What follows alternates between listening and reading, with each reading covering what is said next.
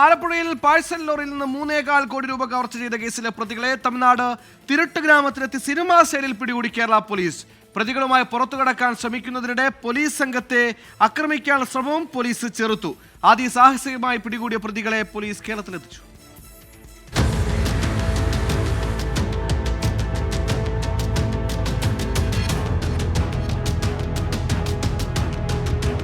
കഴിഞ്ഞ മാസം 13-നാണ് ഹരിപ്പാട് ദേശീയപാതയിൽ വെച്ച് പാഴ്സൽ ലോറി തടഞ്ഞു നിർത്തി 3.25 കോടി രൂപ സംഘം കവർന്നത്.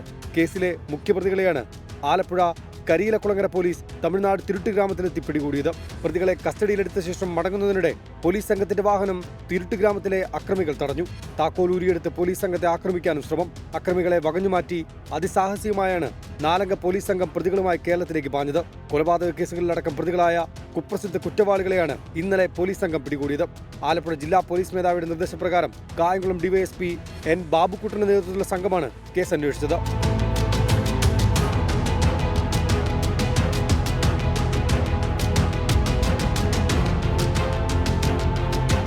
24 ആലപ്പുഴ.